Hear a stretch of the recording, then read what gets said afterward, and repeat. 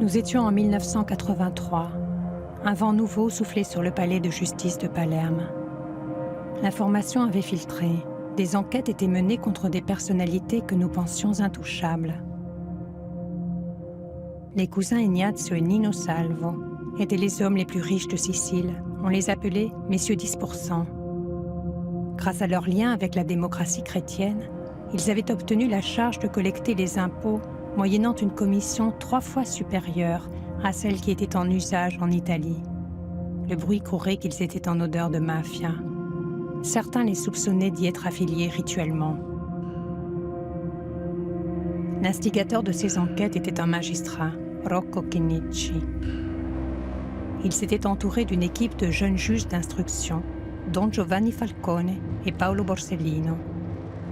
Il les avait chargés d'élargir leurs investigations aux comptes bancaires des intouchables. Cela équivalait à transgresser un tabou. Le 29 juillet 1983, à 8h05 du matin, une forte explosion secouait le centre-ville. Totorina donnait à Palerme le visage de Beyrouth. Ce dont je suis sûr, c'est que le meurtre, l'attentat contre Rocco Chinnici, a été organisé par les cousins Salvo et Salvatore Rina. Rocco Chinnici était conseiller instructeur au tribunal de Palerme. Tous les procès passaient par lui. C'était un magistrat intègre. Il avait réuni autour de lui une équipe de jeunes magistrats, comme le juge Falcone et le juge Borsellino. Disons que ce n'était pas le genre de magistrat qu'on pouvait approcher et manipuler. Donc on a reçu l'ordre de tuer le juge Chinnici. Et ça a été le premier attentat à la voiture piégée.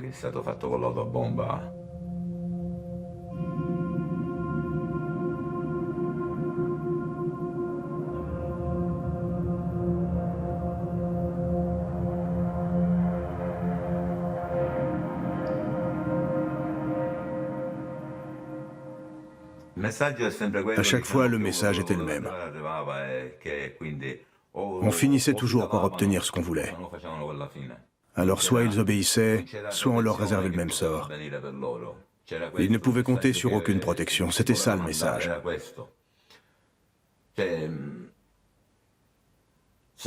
Si tu ne fais pas ce qu'on te dit, personne ne pourra te protéger, même pas l'État.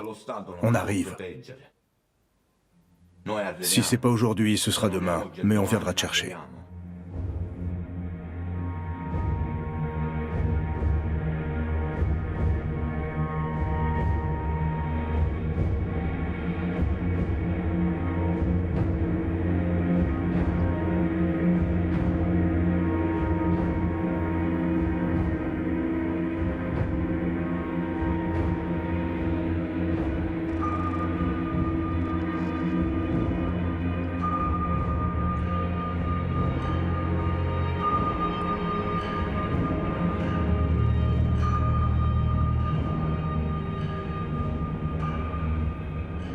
Pendant les obsèques de Rocco Chinnici, nos regards s'étaient portés sur les juges Falcone et Borsellino. Nés dans le même quartier populaire de Palerme, la Calza, ils étaient liés par une grande complicité et on les croisait souvent ensemble. Nous avons revu Giovanni Falcone au cours d'une audition, témoigner que Chinnici et lui-même se savaient menacés. À ce moment-là, pour eux, la mafia constitue encore une zone grise. C'est un mafioso sicilien, connu comme trafiquant de drogue, Tommaso Buscetta, qui lèvera le voile. Il avait été arrêté au Brésil et extradé. Nous le verrons à la télévision à son arrivée à Rome, les mains menottées sous une couverture pour sauver les apparences. Nous ne savions pas que le juge Falcone l'avait auditionné au Brésil et avait perçu la haine et le désir de vengeance qu'il éprouvait envers Totorina. L'importanza che io ho definito a suo tempo epocale proprio della dichiarazione di Buscetta si articola sotto vari profili. Fondamentalmente due. Il primo, ovvio, è quello dell'indicazione di una serie di nomi di mafiosi e dei delitti che avevano commesso e di una serie di altre indicazioni utili per lo sviluppo delle nostre indagini. Ma non meno importante è la descrizione di Cosa Nostra.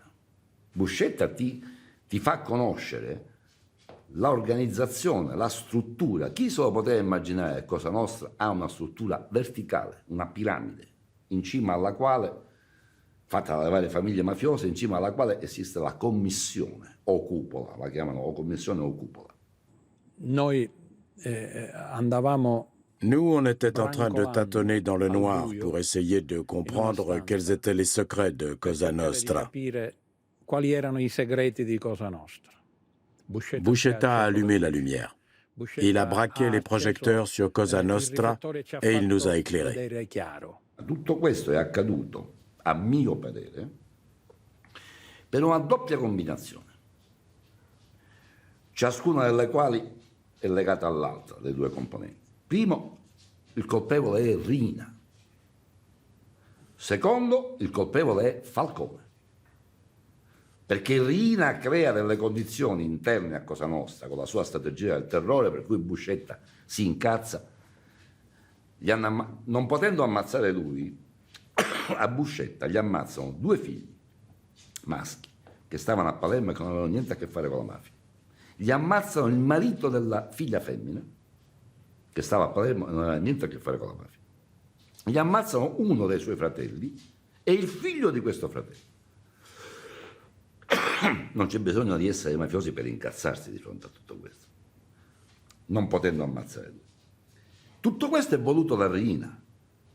Allora la combinazione che Riina determina in Buscetta uno stato di furia, e di furia vendicativa, ma Buscetta non è nelle condizioni, diciamo, militari per rispondere come forse avrebbe preferito fare, intanto perché è in Brasile, intanto perché lo vogliono ammazzare, e trova Falcone. Falcone nelle mani di Buscetta è meglio di un Kalashnikov. Pour éviter d'être écoutés, les juges Falcone et Borsellino se concertaient souvent dans les couloirs du palais de justice.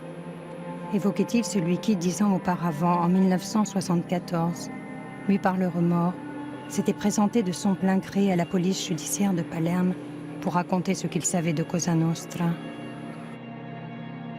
Il s'appelait Leonardo Vitale. C'était un petit mafioso de Palerme. Les avocats de ceux qui l'avaient dénoncé réclamèrent une expertise psychiatrique pour qu'il soit qualifié de fou. Les experts n'osèrent pas les contredire. Tous les inculpés furent acquittés.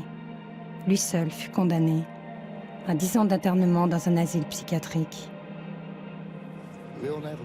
À sa sortie, le journaliste Giuseppe Marrazzo le retrouva. C'était en 1984, l'année où Buscetta s'engageait sur la même voie. Ebbe il coraggio di parlare. E io coraggio ne ho avuto sempre poco. Ne ha avuto poco? Sempre, perché? Perciò che lei diceva il coraggio di parlare. Io coraggio ne ho avuto sempre poco. Perché quello che disse non dimostrò coraggio?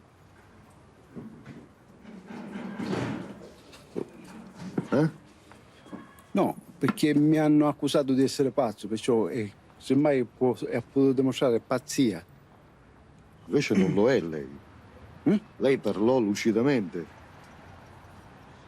Quando disse com'era organizzata la mafia delle borgate, i collegamenti con la mafia centrale, voglio dire, allora lei non era pazzo, era uno che voleva parlare.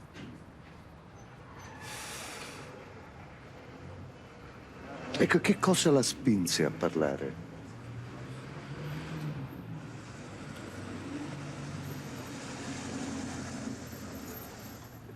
Ma in carcere lei subiva minacce?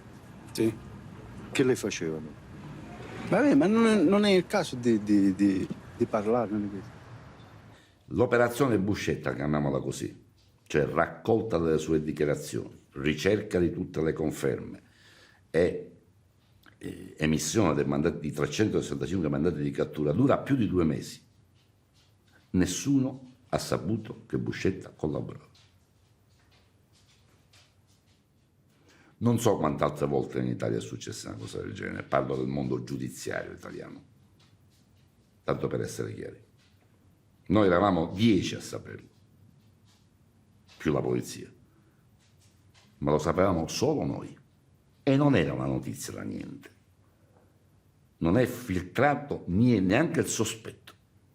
Tant'è vero che la prova dov'è? Tra l'altro è che la stragrande maggioranza di quei mandati di cattura furono eseguiti, perché non se l'aspettavano, perché nulla era trapelato.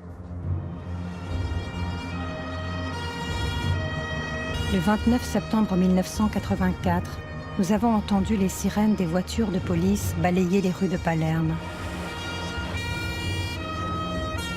L'enquête qui avait abouti à 365 mandats d'arrêt était l'œuvre du groupe de magistrats animés par les juges Falcone et Borsellino.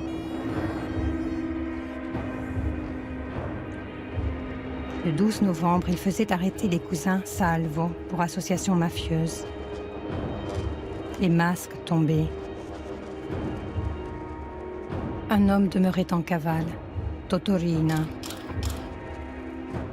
Prima che cominciasse il processo, gli atti erano costituiti da 1 milione di fogli e l'ordinanza di rinvio a giudizio che sintetizzava tutti i contenuti processuali era 8.000 pagine. Dovete affrontare un primo problema che normalmente in nessun altro processo devi affrontare: dove celebrare questo processo. Perché al Palazzo di Giustizia di Palermo, che è un bel palazzo di giustizia, grande, imponente direi, 475 imputati, dove li metti? 300 difensori, dove li metti? La stampa, i media di tutto il mondo, c'erano pure i cinesi, i giapponesi, non c'era una struttura. E una decisione molto importante fu quella di costruire questa enorme aula attaccata al carcere del Luciardone, che era l'unico carcere di Palermo allora. Perché questo? Perché se quest'aula fosse stata a una certa distanza, a 1 chilometro, 2, non ha importanza quanto, rispetto al carcere, significava che ogni giorno centinaia di pericolosissimi mafiosi, ivi compresi tutti i capi della mafia, dovevano essere trasportati dal carcere all'aula e poi riportati a fine udienza dall'aula al carcere, cioè una cosa che avrebbe comportato, a parte problemi di sicurezza incredibili, difficilmente immaginabili, ma un dispiego di uomini e di mezzi spaventoso. Invece bastava costruirla, fu geniale l'idea, costruirla proprio dentro Luciardone, accanto a Luciardone, si fa un bel corridoio che collega direttamente l'aula al carcere e non c'è più bisogno di questo enorme dispiego di mezzi e di uomini. E quindi fu scelta questa localizzazione. Un'altra cosa molto significativa, che secondo me serve a dimostrare una cosa che tutto sommato è ovvia, ma in Italia non è ovvia. Quando lo Stato vuole esserci, riesce a fare delle cose impensabili. Questa struttura, che è enorme, e che è una struttura, tanto per capirci, le cui mura esterne sono a prova di bazooka, cioè è una struttura seria, fatta in 6 mesi. Quante opere pubbliche in Italia siano state realizzate in 6 anni? Io non lo so quante sono, poche. Un nom de guerre fut donné à ce nouveau tribunal, Aula Bunker, tribunal bunker. Personne n'avait cru à sa réalisation. Nous étions convaincus que l'incurie de l'administration, les manœuvres des politiciens aux mains de Cosa Nostra, les sabotages que la mafia n'allait pas manquer de provoquer, empêcheraient sa construction. La réalité nous a donné tort. Malgré tout, 3 assassinats commis sur ordre de Riina nous ont fait craindre que le maxi-procès ne soit reporté. L'inoffensif Leonardo Vitale est abattu le 2 décembre 1984 en signe d'avertissement à tous les repentis. 7 mois plus tard, le 28 juillet 1985, Riina élimine le chef de la brigade des fugitifs, Beppe Montana, un proche des juges Falcone et un commando de tueurs armés de Kalachnikov, assassine le directeur adjoint de la police judiciaire, Ninni Cassara, le criblant de balles sous les yeux de sa femme alors qu'il rentrait chez lui. Riina frappe quand et où il veut, mais les juges Falcone et Borsellino n'en démordront pas.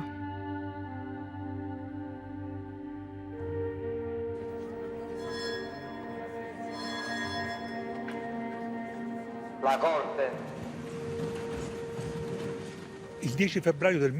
Le 10 février 1986, dans le tribunal Bunker, s'ouvre le premier maxi-procès de la mafia. Les journalistes avaient préparé le terrain avec des articles sur les accusés, sur la genèse du procès, sur le contenu de l'ordonnance de renvoi, et même sur cette structure qu'on a baptisée le vaisseau spatial et qui devait accueillir le procès pour une durée indéterminée.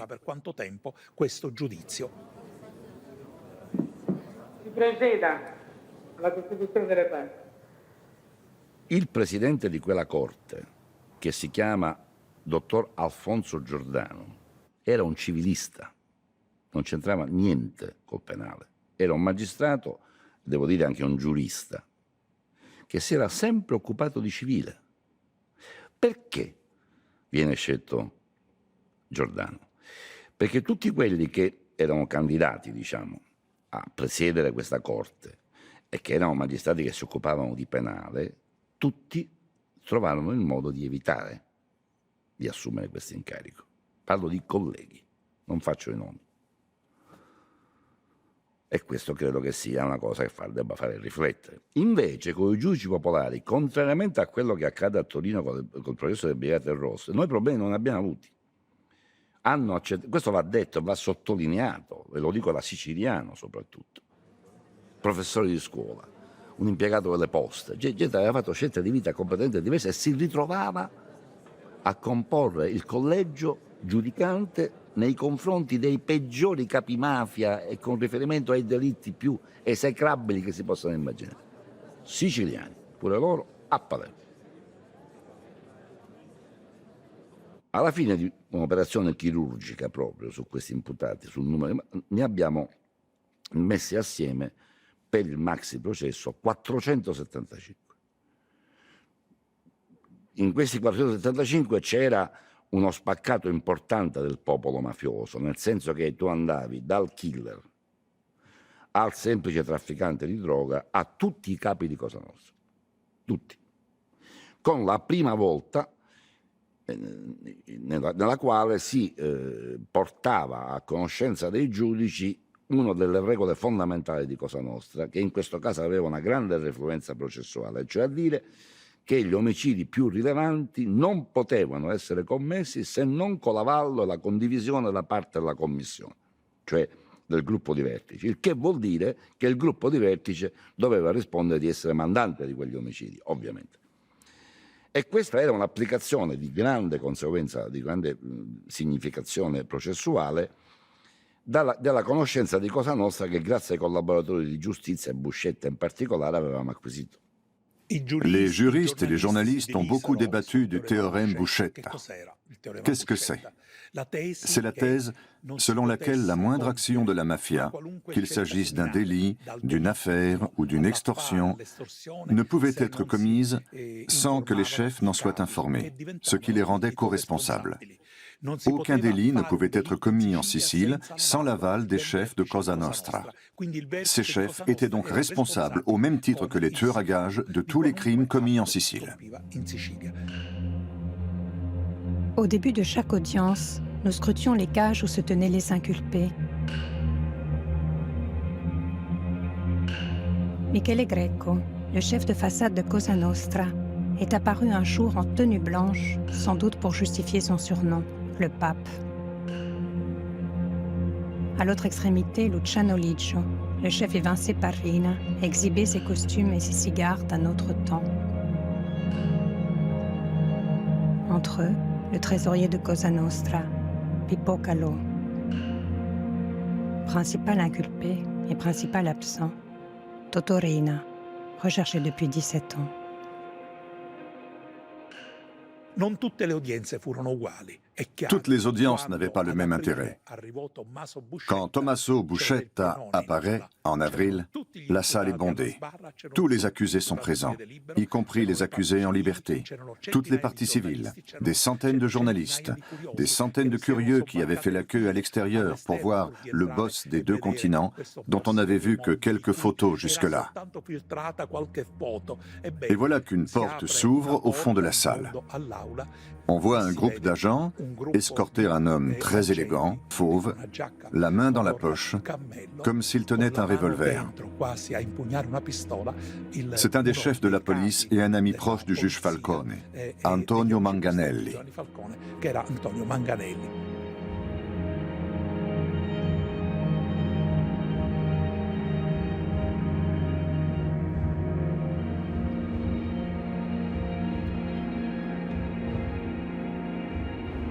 E il primo confronto avviene con Calò, e sarà l'unico, perché Buscetta lo massacra a Calò, proprio una cosa imbarazzante, e raggiunge il culmine che Buscetta aveva anche una sua capacità scenica, si sapeva porre, era molto sicuro di sé, molto misurato e molto credibile. E a un certo punto lui, guardandolo in faccia, fisso, gli ricorda che lui ha ucciso giovani che da bambini erano cresciuti sulle sue ginocchia, che erano i suoi figli, i figli di Buscetta.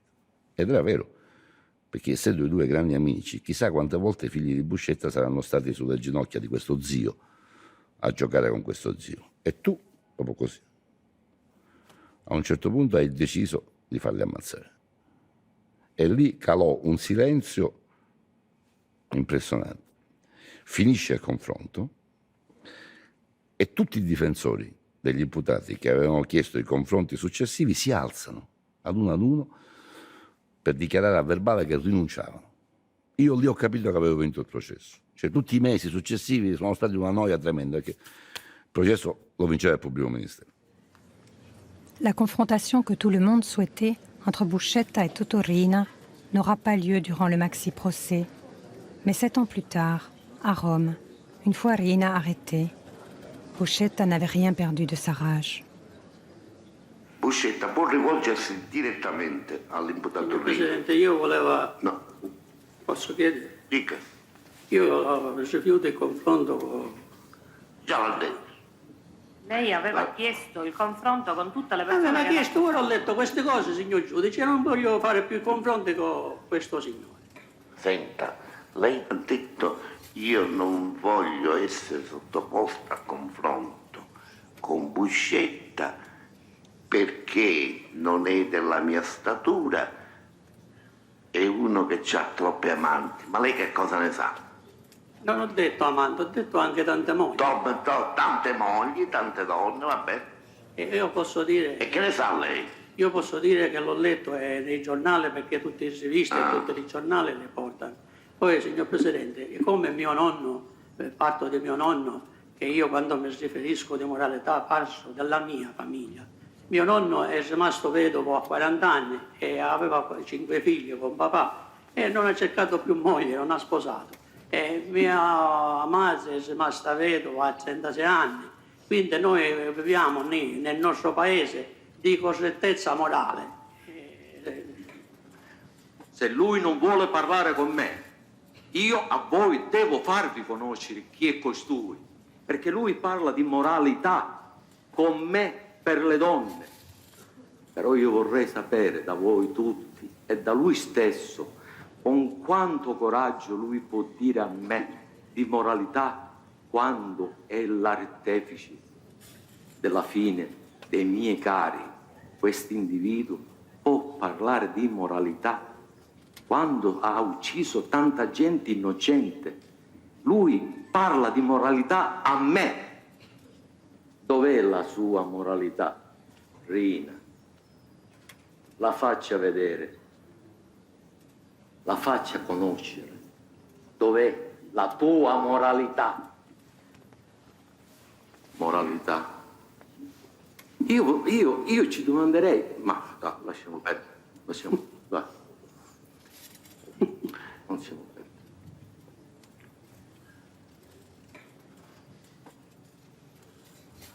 È risata ironica o sarcastica?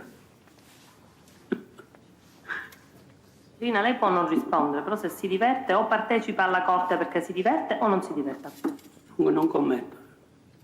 Signor Buscetta, lei ha accennato al fatto che Rina ha fatto uccidere moltissime persone innocenti. Vuole ricordare alla Corte quali sono questi omicidi, quelli più importanti che ha deciso Rina o ha fatto Rina?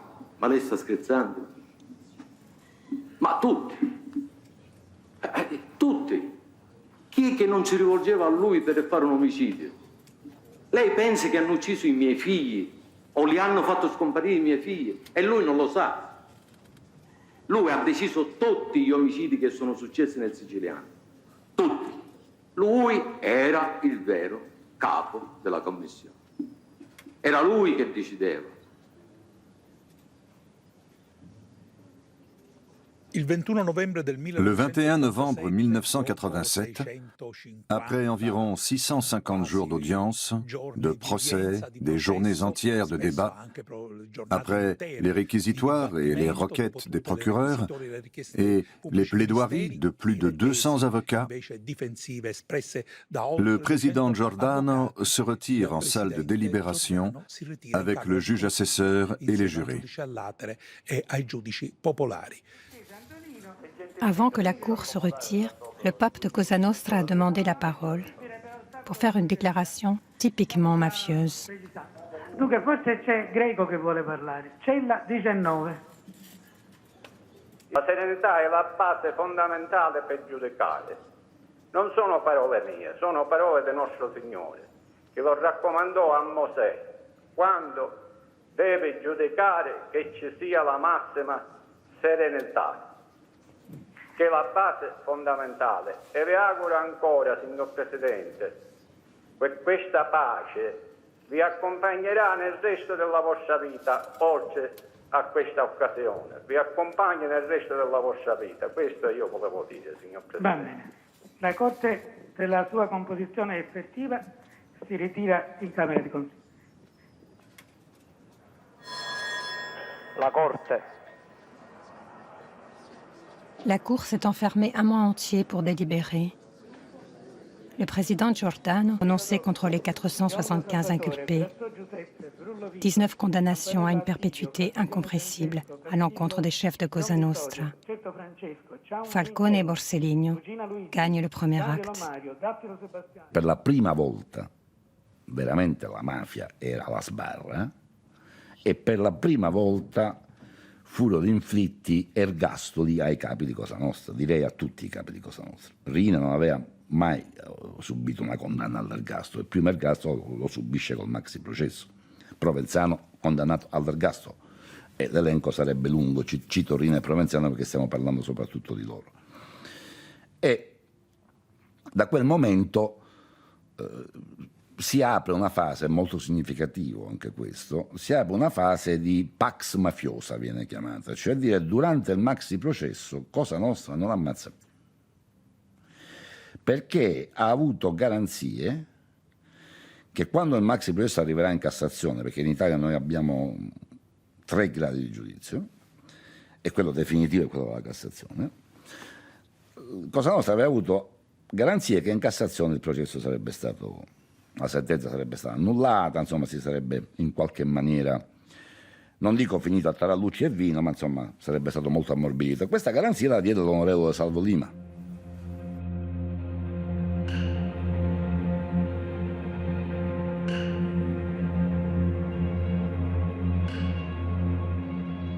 Riina espérait faire annuler sa condamnation au maxi-procès. Il s'était fait construire une villa à Corleone pour y passer ses vieux jours. Un type qui construit une maison à Corleone, c'est pour en profiter. Et pas en tant que fugitif, mais en tant qu'homme libre. Il était convaincu qu'il pouvait obtenir, on va dire, des avantages, des dérogations ou autres, pour finir sa vie à Corleone.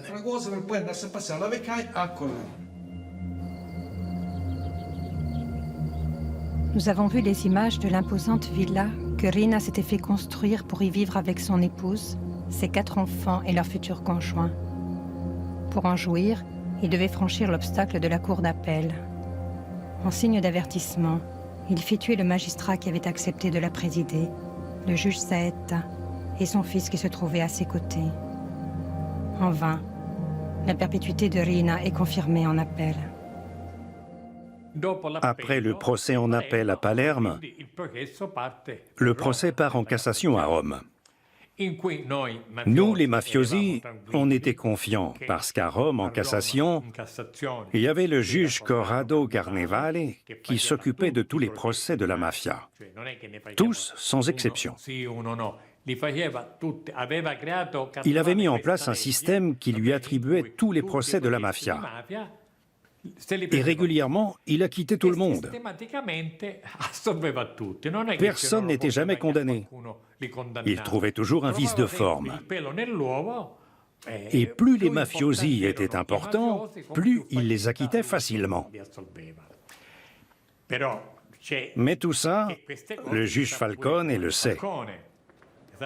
Alors, il réfléchit et il essaie de trouver un moyen pour empêcher que tous les procès de la mafia soient attribués a Corrado Carnevale.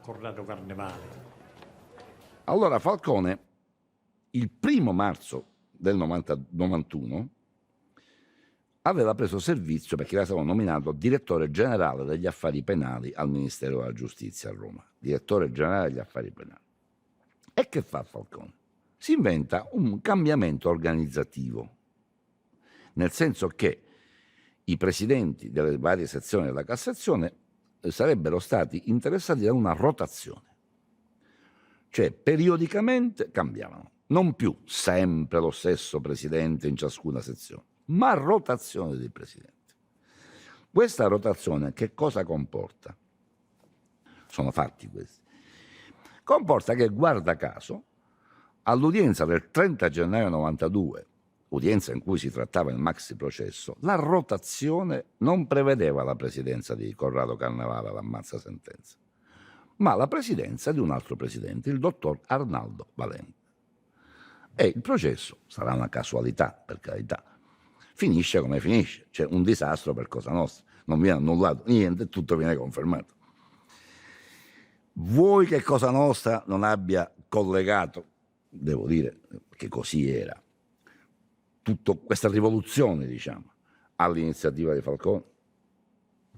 D'un point de vue juridique, c'est la première défaite de Cosa Nostra. C'est le début, on va dire, du déclin de Cosa Nostra. Totorina est furieux parce qu'il n'accepte pas ce verdict.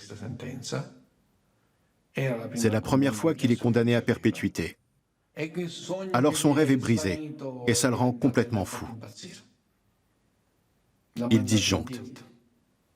La mafia incassa il colpo, ed è un colpo molto duro, e reagisce. Come? Ammazzando l'onorevole Lima, che lì si paga con la vita, non è che si paga con una multa. L'onorevole Lima si era reso colpevole di non avere mantenuto l'impegno che aveva preso.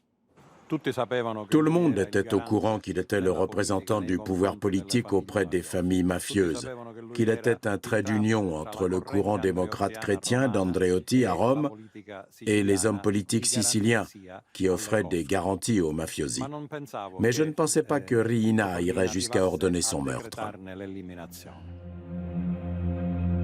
L'exécution brutale de l'homme le plus puissant de Sicile suscita un vent de panique parmi des politiciens siciliens de la démocratie chrétienne.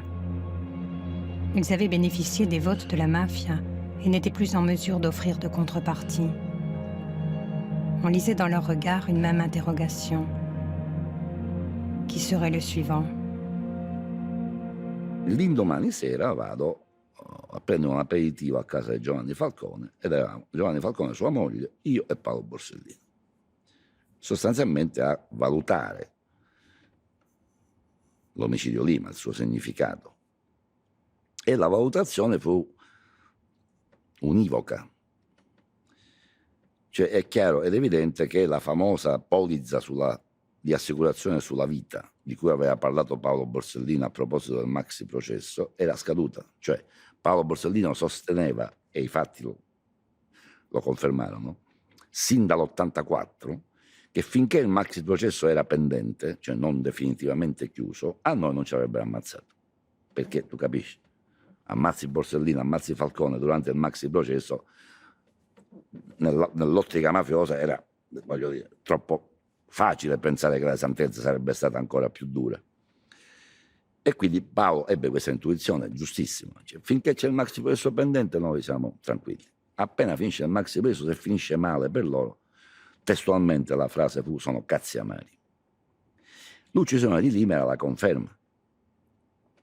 Perché? Perché era la conferma che la mafia non intendeva digerire la sentenza del maxi processo. E quindi questa serata si concluse con una frase di Falcone che ci accompagnò verso la porta e disse: la verità è che da questo momento in poi può succedere di tutto. Il di tutto si capisce che cosa poteva essere nella mente di Falcone.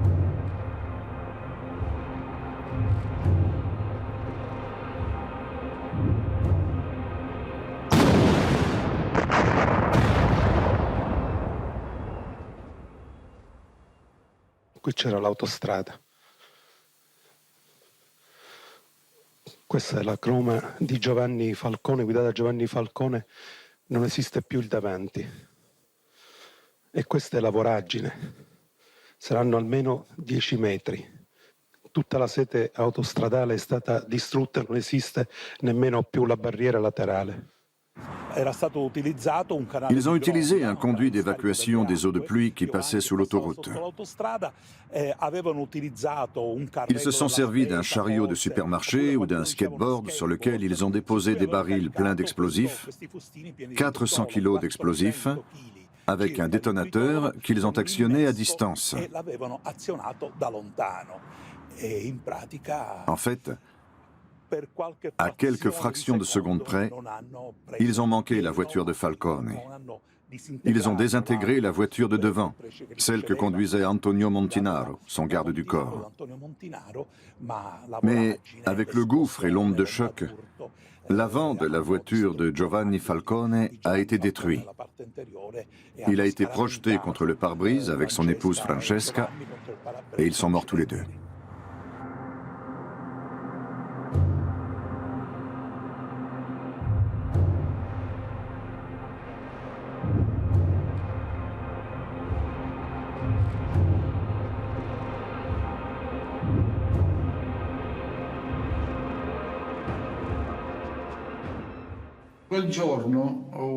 Ce jour-là, la tension était déjà un peu retombée, parce qu'on avait passé 2 week-ends à attendre le passage du juge Giovanni Falcone. Le signal de départ de ce projet d'assassinat est donné par Domenico Ganci. Il voit partir de l'immeuble de Giovanni Falcone le convoi de voitures blindées qui va à l'aéroport chercher Falcone. Alors moi, Gioè, Battaglia et Biondino, on est allé se poster sur la colline pour être prêt à intervenir rapidement. La Barbera, qui devait contrôler, qui devait vérifier la vitesse du convoi, passe sous l'autoroute pour relier l'explosif au détonateur.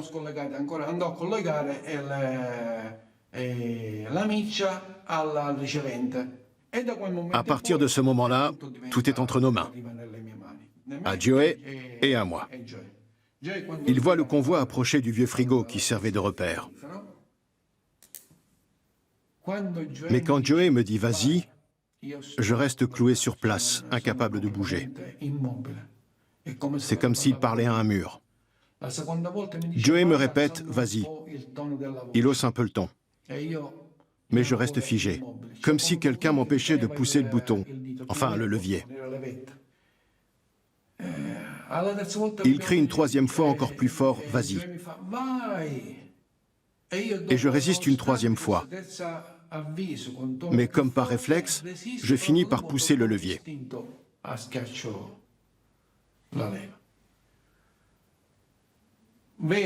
Et là, il n'y a pas une énorme explosion, mais une série d'explosions par effet domino.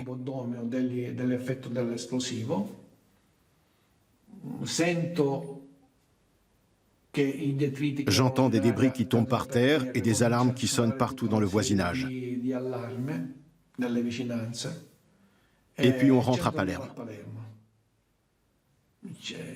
Je m'en souviens comme si c'était hier. On allume la télé et au JT, on voit le déroulant en bas de l'écran qui annonce la mort du juge Giovanni Falcone.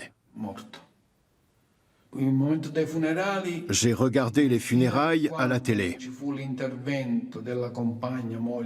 et j'ai vu la veuve d'un des membres de l'escorte. Le prêtre a approché le micro de sa bouche et elle a prononcé les mots « Repentez-vous ». Là, j'ai pas pu résister. J'ai changé de chaîne. Je ne pouvais pas supporter d'entendre ces mots. Sappiate che anche per voi c'è possibilità di perdono. Io vi perdono, però mi dovete mettere in ginocchio. Se avete il coraggio di cambiare, loro non cambiano. Avete il coraggio di cambiare.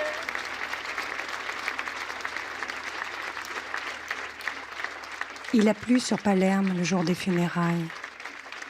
Quand le cercueil de Giovanni Falcone est apparu, recouvert de sa robe rouge de magistrat, nous nous sommes mis à scander son prénom et nos mains se sont levées pour l'applaudir, comme s'il était là, vivant parmi nous.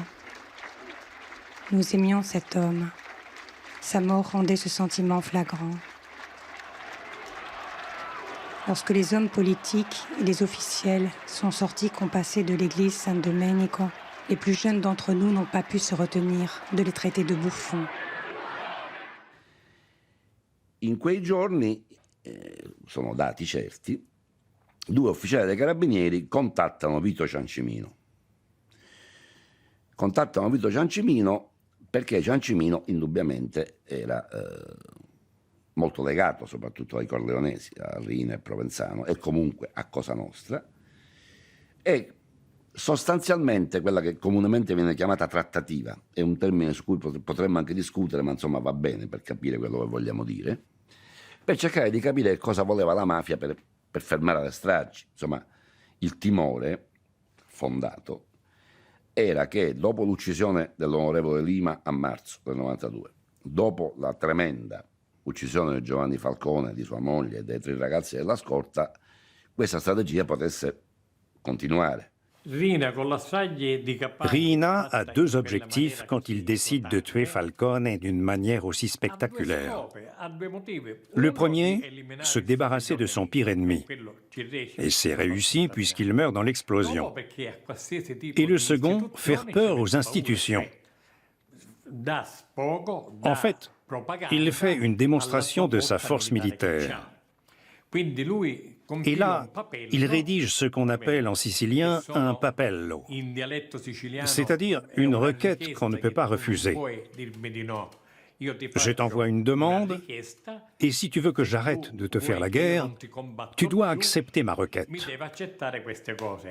C'era una richiesta che riguardava anche la revisione del maxi processo, però questa, devo dire, era una richiesta assolutamente velleitaria, perché il potere politico non può ordinare la revisione di un processo. Cette démarche pose un problème et soulève la question suivante. Est-il éthique de négocier avec des assassins? Est-il éthique de négocier avec des mafiosi? Peut-on tirer un bénéfice qui vaille la peine de se compromettre en collaborant avec eux? Mi ci rivedo a distanza di tempo e trovo Riina incazzato, nero come una iena, perché le richieste erano state respinte, perché erano esose.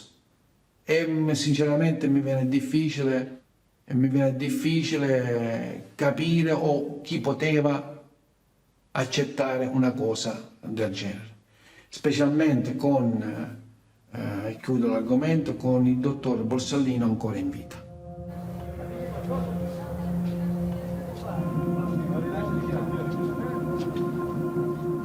La paura, guardi, sarebbe assurdo sostenere che paura non se ne prova. Ci sono dei momenti in cui la paura si prova.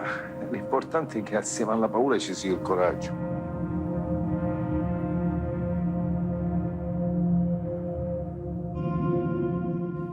Io penso che l'apertura di questa, chiamiamola trattativa, abbia accelerato l'uccisione di Borsellino. Perché Cosa Nostra a un certo punto ha ritenuto di dover alzare il proprio potere contrattuale, dando allo Stato un'altra botta. Immagini agghiaccianti. La mafia ha assassinato Paolo Borsellino, diventato il nemico numero 1 della criminalità organizzata dopo la strage di Capaci e la morte di Giovanni Falcone. Questa volta forse più che di strage sembra si debba parlare di ecatombe. Una scena apocalittica.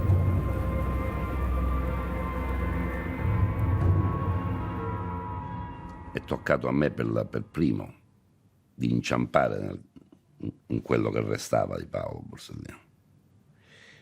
E ho fatto anche una grande fatica a riconoscerlo perché era bruciato. Dopodiché non mi ricordo più niente. Il buio più totale.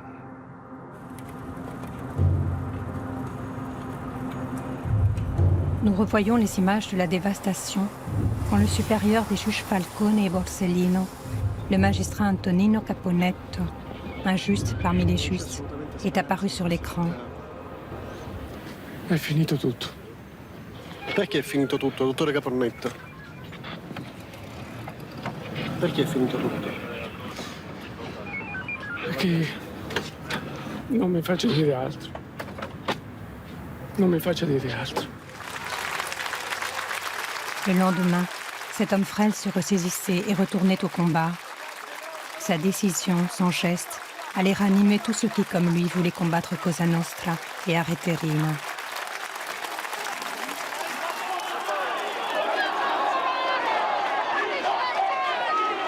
Aux obsèques des membres de l'escorte de Paolo Borsellino, nous avons voulu pénétrer dans la cathédrale pour honorer les morts et déverser notre colère sur les représentants de l'État venus de Rome que nous jugions complices de Riina du fait de leur inaction.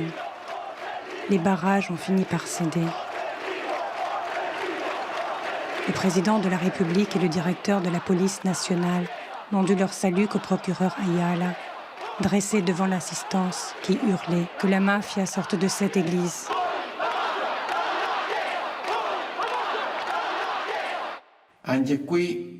Avec cet attentat, Riina n'obtient toujours aucun résultat. Je revois la scène. Riina est encore une fois fou de rage, le visage sombre. Il n'est pas bavard comme les autres fois, où il se vantait d'avoir frappé fort. Là, il est renfermé et sombre. Et il me demande de préparer un autre attentat. En attendant, je me charge du meurtre d'Ignacio Salvo. Cet assassinat s'inscrit dans le cadre des règlements de compte. Ignacio Salvo est tué parce qu'il ne s'était pas assez investi pour faire annuler le maxi-procès. Le cadavre d'Ignacio Salvo, abattu un soir dans sa villa du bord de mer, tout près de ses Mercedes, traduisait la rage meurtrière qui s'était emparée de Riina à l'encontre de ses alliés politiques d'autrefois, que ces tueurs exécutaient sans état d'âme. Guardi, io ho commesso, voglio specificare questo, io non ho commesso, ma non che voglio, come si dice, al solito defilare dalle mie responsabilità. Io ne ho compreso, sono responsabile di 100 omicidi, che non li ho commesso materialmente 100 omicidi, non so quanti, non li ho mai contati, perché c'è stato un momento che io ho assunto il ruolo di mandante, capofamiglia, quindi tutto quello che veniva fatto io lo prendevo, assumevo come ruolo di mandante. Ma materialmente, sinceramente non lo so quando ha commesso, pure che ne avrei commesso 100. Ma questo rientrava in quel contesto dell'associazione. Quindi pensavo di essere potente, pensavo di essere al di sopra di ogni sospetto, pensavo di essere di onnipotente, pensavo che al di sopra di me non c'era nessuno, quando invece poi mi sono reso conto che stavo essere vittima della mia stessa associazione. L'ho scoperto grazie alla collaborazione di Salvatore Cancemi, che a un dato punto Totò Riina aveva deliberato la morte mia, voleva che venissi ucciso io e Sapuccio Madonia. Ora, je me pose une question. Est-il possible que personne n'ait compris que Totò Riina agissait seulement dans son propre intérêt? Je repense à cette période et je me dis, bordel de merde. Mais pas un n'a survécu. Tous ceux, comme moi, qui ont participé à la guerre de la mafia, tous ceux qui ont aidé Riina à s'implanter, au fur et à mesure qu'il gravissait les échelons, il les remplaçait selon son bon vouloir. Il faisait abattre tous ceux qu'il avait mis en place, comme Greco ou mon oncle.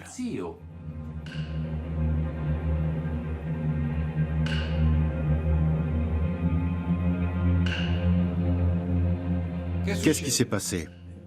À un moment donné, Giuseppe Greco s'affirme un peu trop face à Totò Riina. Il devient un rival, entre guillemets, dans le sens où il a le même genre de comportement que Totò Riina. Et quand Riina sentait que l'un de ses hommes lui échappait, qu'il n'arrivait plus à le dominer, il se servait des reproches que certaines personnes faisaient à cet homme comme prétexte pour le tuer. Riina fait tuer Greco par ses meilleurs amis. Et il leur promet quoi? La place de Greco. Vous savez, des égoïstes et des traîtres, on en trouve partout. Alors un matin, ils arrivent chez Greco, ils lui disent bonjour, et pendant qu'il prépare le café, pendant qu'il leur tourne le dos pour remplir la cafetière, il lui tire une balle dans la tête. Un des tueurs, c'est Giuseppe Lucchese. Et l'autre, c'est Vincenzo Puccio. Mais quelque temps plus tard, ils sont arrêtés et sur ordre de Salvatore Riina, Puccio est tué à coups de grille en fonte dans la tête. Chez Riina, c'est une habitude. Il fait abattre ses amis dès qu'ils deviennent importants, parce qu'à partir de ce moment-là, dans son esprit, il représente une menace. Guardi che veramente noi eravamo dei macellai. Se io ci penso a me viene la pelle d'oca.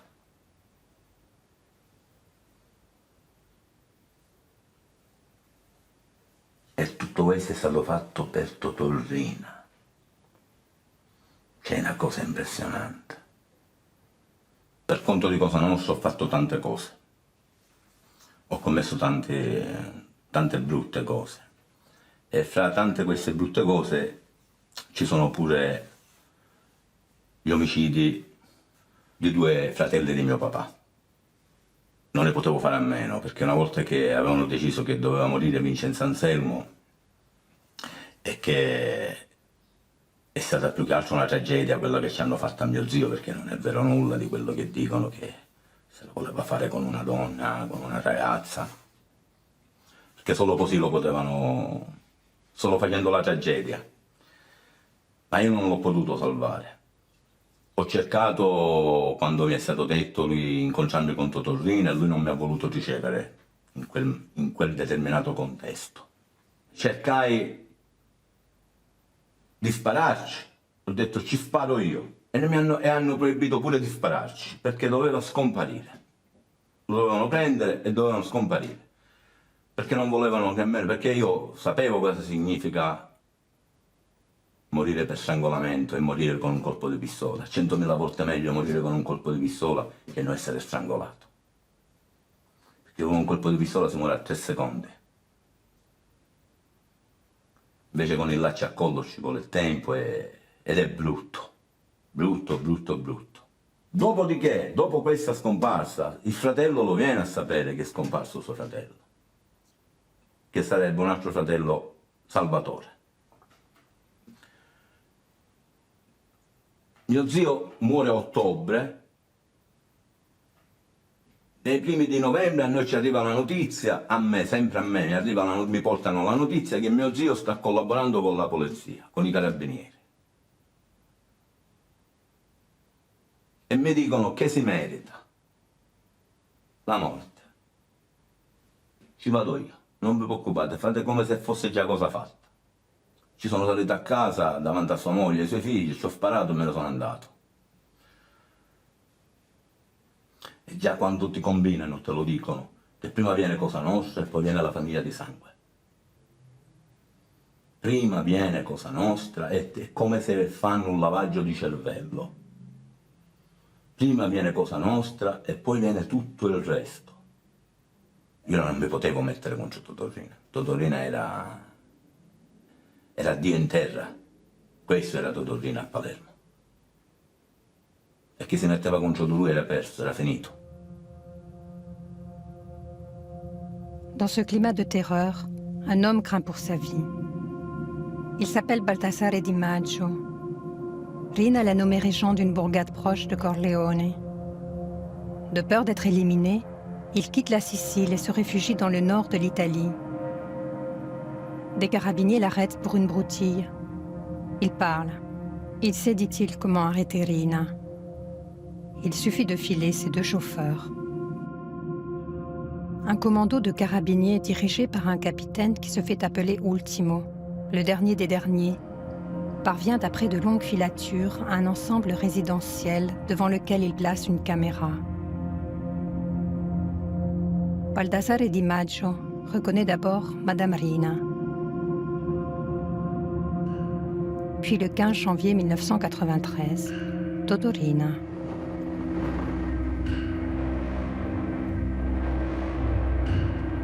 Le capitaine Ultimo et son commando l'arrêtent à un rond-point près du périphérique de Palerme, au terme d'une cavale qui aura duré 24 ans.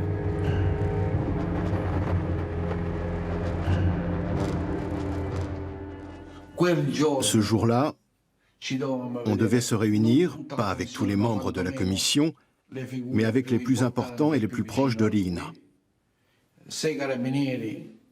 Si les carabiniers avaient eu la patience de le suivre pour voir où il allait, ils auraient pu arrêter une bonne partie des membres de Cosa Nostra, des dirigeants de Cosa Nostra. Mais bon, c'est ce qu'on se dit après coup. J'imagine que les carabiniers, quand ils ont aperçu Totorina, n'ont pas résisté à l'envie de lui passer les menottes. Ils ne pouvaient pas savoir où il se rendait à ce moment-là. Nous avons vu en direct les chefs hiérarchiques du capitaine Ultimo annoncer la capture historique du parrain des parrains. À l'extrême droite, en civil, le colonel Mori, qui avait entamé la négociation avec Cosa Nostra et supervisé l'enquête menant à l'arrestation de Rina, n'exulte pas. Après l'arrestation de Rina, ce qui s'est produit est tout bonnement incroyable. On pensait tous que l'enquête se poursuivrait par la perquisition de son repère, la recherche des complices qui avaient aidé Salvatore Rina dans sa cavale dorée, dans ce quartier résidentiel de la banlieue de Palerme. Mais non. De manière inexplicable, la surveillance vidéo a été démontée et le repère n'a pas été perquisitionné. Les jours suivants, on a vu que le repère de Rina, enfin la maison qui lui servait de repère, n'était pas perquisitionné.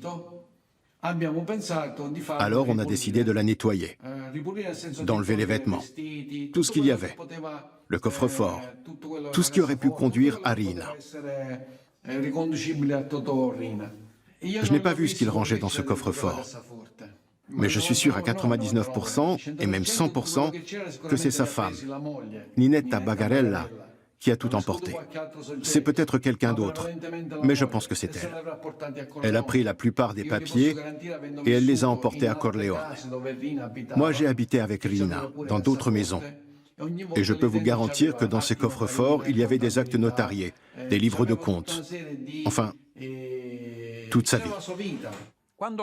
Quand j'ai appris qu'il n'y avait pas eu de perquisition et que le procureur de la République n'était entré dans le repère de Toto Riina qu'après son nettoyage, une fois qu'on y avait fait le ménage et que les murs avaient été repeints, je me suis dit qu'un pacte inavouable avait été passé entre des représentants de l'État et des représentants de la mafia. On assiste alors à une série d'événements rocambolesques. Les carabiniers font croire aux journalistes que le repère de Riina se trouve ailleurs, pas très loin, sur les terres d'un paysan qui ne sait en réalité absolument rien de Riina. Les journalistes sont donc envoyés sur de fausses pistes. Pourquoi ?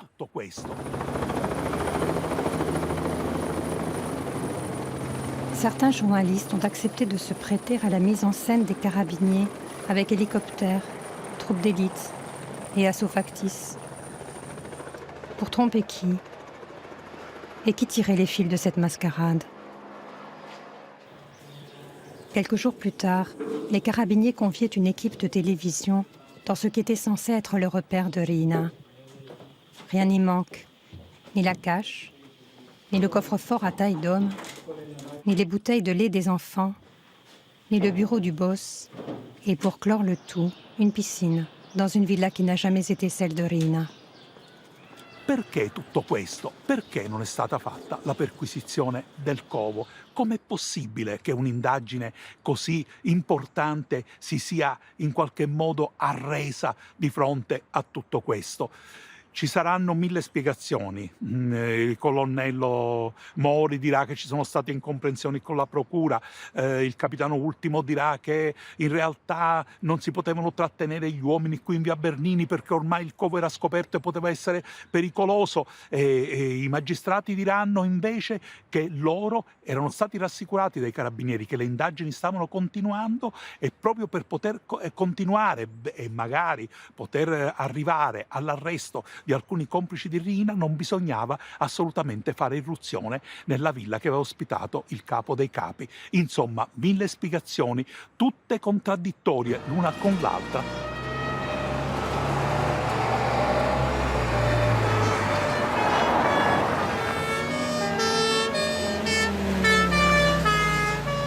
Aujourd'hui encore, les ombres demeurent, les doutes persistent. Riina n'en parlera jamais dans les tribunaux où il sera convoqué pour répondre des assassinats commis sur ses ordres. Il n'acceptera jamais d'assumer ses responsabilités. Io avevo 16 mesi, 17 mesi isolato da tutto e da tutto. Ogni tanto mi si attacca una televisione e poi mi si sta 7 mesi, 8 mesi perché mi devo pentire. Io non ho niente da pentire, è inutile che mi trattano così. Io non ho niente da pentire. Se avessi cose da pentirmi me ne pentirei. Il pentito non l'ho fatto perché non ho niente da pentire. Après son arrestation, Riina n'est plus sorti de prison. Il passera 24 ans dans l'isolement des cellules de haute sécurité, 24 années de cavale, 24 années de détention. Il sera finalement piégé par un micro actionné durant son heure de promenade. Pour impressionner son jeune compagnon, il se vantera non plus d'être le bon père de famille, le bon chrétien, l'agriculteur sous les traits duquel il s'était toujours représenté, mais le chef, qui a su avec sa bande d'assassins régler leurs comptes à tous ceux qui avaient entrepris de le combattre au nom du droit. Le rêve que s'était construit Riina pour ses vieux jours a été confisqué par l'État et transformé en caserne de la Guardia di Finanza, la police financière. Depuis le 17 novembre 2017, Riina est enterrée dans le caveau familial, au cimetière de Corleone, non loin de ses complices et de ses victimes.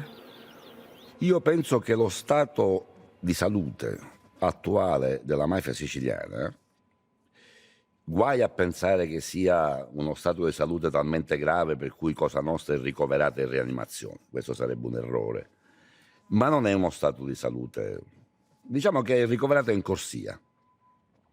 Se la mafia scomparirà un giorno, io non lo so, me lo auguro.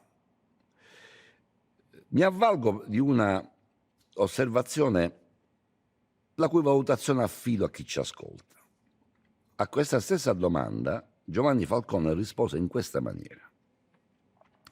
E nessuno al mondo si è mai, ha mai capito la mafia fino in fondo come l'ha capita Falcone. Certo che un giorno la mafia scomparirà, perché la mafia è un fenomeno umano, il più deteriore che si possa immaginare, ma è pur sempre un fenomeno umano. E tutti i fenomeni umani hanno un inizio, hanno un loro svolgimento, ma fatalmente, in quanto umani, hanno una fine.